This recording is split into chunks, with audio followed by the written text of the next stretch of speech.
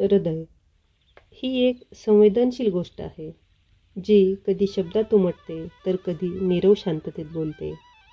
लेखक यशवंत पाटणे यांच्या सुंदर जगण्यासाठी या प्रेरणादायी पुस्तकातील हृदयाचे गाणे हा लेख आपल्याला जीवनाकडे पाहण्याची एक नवीन दृष्टी देतो. जेथे भावना आहेत तेथे सौंदर्य आहे, आणि जेथे सौंदर्य आहे तेथे जीवन अधिक समृद्ध होऊ शकते. नमस्कार, मी रागिनी चेडे रंग अंतरंगातले या यूट्यूब चॅनलवर आपले स्वागत करते. चला तर मग या लेखातून उमटणाऱ्या हृदयाच्या गाण्यात स्वतःला हरवूया. शब्दांमधून हृदयापर्यंतच्या प्रवासाला सुरुवात करूया. हृदयाचे गाणे. जगातले दुःख नाहीसे करण्याची शक्ती हिऱ्या मोत्यात नाही, भाले तलवारीत नाही आणि जपातपातही नाही. ती दुसऱ्याचे दुःख पाहून द्रवणाऱ्या आणि अहंकार सोडून त्याच्या सेवेसाठी सज्ज होणाऱ्या मनुष्याच्या चिमुकल्या हृदयात आहे. भाऊसाहेब खांडेकर यांचा हा विचार मानवतेची महती सांगणारा आहे. मनुष्याचे आयुष्य सुखदुःखाच्या धाग्यांनी विणले गेले आहे. सुखाचे सोबते अनेक असतात, पण दुःखात मनस्वीपणे सहभागी होऊन अपार दुःखाचा भार उचलणारे फार थोडे असतात. वृत्तपत्रात वाचलेला एक प्रसंग आठवतो. प्रसंग अमेरिकेतला आहे. रोनाल्ड रेगन त्यावेळी राष्ट्राध्यक्ष होते. जेसिका नावाची 1.5-2 वर्षाची चिमुकली पोर एका खोल खणलेल्या पण पाणी न लागलेल्या हापशे नसलेल्या बोरवेलमध्ये पाय सोडून बसली होती. अचानक कोणाचा तरी धक्का लागला आणि ती कोवळी पोर 20-22 फूट खोल विहिरीत ढकलली गेली. विहिरीचा घेर तो किती! ती खाली जाऊन अडकून बसली. त्याच्याही खाली 6 फूट विहीर होतीच. काय करावे सुचेना. दोर टाकून तिला वर काढणे अशक्य होते. आई धावत पळत संबंधित खात्यात गेली. तेथील कामगार पटकन उठले. तंत्रज्ञ धावत पळतच आले. प्रसंग मोठा बाका होता. एका कुशल कामगाराने पर्याय सुचविला. विहिरी शेजारी दुसरी विहीर खणायची. यंत्रसामुग्रीच्या साह्याने दोन्ही विहिरींमध्ये तळातून बोगदा तयार करायचा आणि रबरी पाईपच्या मदतीने मुलीला बाहेर काढायचे.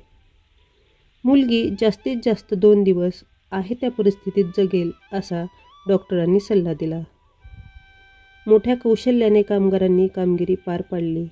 एक वरती टणक चकती बसवलेला रबरी जाड पाईप शेजारच्या विहिरीतून बोगद्यातून पलीकडच्या विहिरीत ढकलला.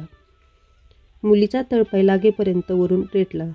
अखेर तळपायाला ती टणक चकती टेकली आणि दणका बसला. मुलगी वर उचलली गेली. आईच्याच नव्हे तर साऱ्यांच्याच काळजाचे पाणी झाले होते. 52 तासाच्या झुंजीनंतर मुलगी वर आली. मुलीचा जीव वाचवण्यात तंत्रज्ञानांना यश आले. त्यांचे राष्ट्राध्यक्षांनी अभिनंदन केले. वातावरण जल्लोषमय झाले. प्रसंग थरारक होता. कामगारांचे हात मदतीला धावले. मुलीचे प्राण वाचले. दुसऱ्याचे दुःख पाहून द्रवणाऱ्या आणि अहंकार सोडून सेवेसाठी धावणाऱ्या मनुष्याच्या चिमुकल्या हृदयात किती प्रचंड शक्ती असते बघा. याची प्रचिती देणारा हा प्रसंग. रंजल्या गांजल्या माणसांशी आपुलकीने वागणाऱ्या माणसाच्या मानवतावादी कृतीतच देवत्वाचे दर्शन घडत असते. ते असे. एखाद्या घटनेकडे आपण कोणत्या दृष्टीने पाहतो यावर माणसाची विचारसरणी ठरत असते. आजारी माणसाचा तिरस्कार न करता त्याला दिलासा देणारे 2 शब्दही त्याला जगण्याचे बळ देतात. त्याच्या जगण्याची उमेद वाढवतात. एखाद्या वृद्ध माणसाची आस्थेने केलेली विचारपूस त्याच्या दृष्टीने आल्हाददायक असते. आयुष्यभर कलेची उपासना करणारा कलावंत अखेरीस अडगळीत पडतो. त्याला गरज असते ती तुमच्या चिमुकल्या हृदयातील स्नेहाची, मायेची. हा स्नेह, ही माया त्याच्या जीवनाला बळकटी देतात. आईच्या अंतःकरणात याच गोष्टींची वस्ती असते. ईश्वरचंद्र विद्यासागर काळोख्या रात्री नदीला पूर आला असतानाही पोहत पोहत काठावर आले. आईसमोर घरी धावत गेले. लेकरा, मी बोलवले खरे, पण पाण्याला किती ओढ होती. ईश्वरचंद्र ताडकन म्हणाले, आई, पाण्याला त्याची ओढ होती, मला तुझी ओढ होती. पाण्याकडे हत्तीचे बळ होते, पण माझ्याकडे आई नावाचा एकच मंत्र होता. आईच्या हृदयातील वात्सल्यभाव लेकराला असा आत्मबळ देतो. याचसाठी गरज असते प्रेमाची, दुसऱ्याचे दुःख जाणून घेऊन त्याला माया देण्याची. नटसम्राट नाटकातील आप्पा आपल्या नातीला विनवणी करतात. सूर म्हणतो साथ दे, दिवा म्हणतो वाद दे, उन्हामधल्या म्हाताऱ्याला फक्त तुझा हात दे. आज कितीतरी आजोबा महालाच्या सावलीत तिरस्काराचे चटके सहन करीत जगणे नावाची जन्मटे भोगत आहेत. आयुष्य वाहून नेण्यासाठीचे बळ ते गमावून बसले आहेत. या आजोबांना चिमुकल्या नातवाच्या हाताचा आधार लाभला तर ते सुंदरतेचे गाणे गातील. आपण लक्षात ठेवायला हवं, आज आपण तरुण आहोत, पण एक दिवस आपल्याही आयुष्याचे पान पिवळट पडणार आहे. तेव्हा हिरवटपणाचा गर्व नको. आजवर आपले ओठ मस्तीत शीळ घालण्यासाठी वापरले असतील तर आता ते जखमेवर फुंकर मारण्यासाठी वापरा.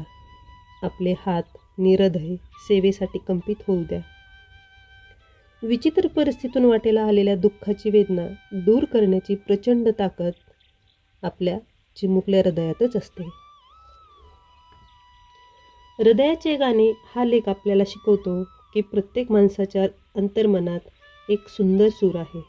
प्रेमाचा, दयाळूपणाचा, सौंदर्याचा. हे सूर फक्त ऐकण्याची गरज आहे. बाहेरच्या गोंगाटात हरवलेली ही गाणी जरा थांबून स्वतःकडे पाहिले तर पुन्हा ऐकू येतात. या गाण्यामधूनच आपल्याला खरं सौंदर्य आणि खरं जीवन सापडतं. हा व्हिडिओ आपल्याला आवडला असेल तर लाईक करा आणि तुमचं हृदय आज काय गाणं गातंय हे कमेंट करून नक्की सांगा. नवीन प्रेरणादायी विचारांसाठी सबस्क्राईब करा. धन्यवाद. पुन्हा भेटूया एका नव्या सुरासह, एका नव्या विचारासह.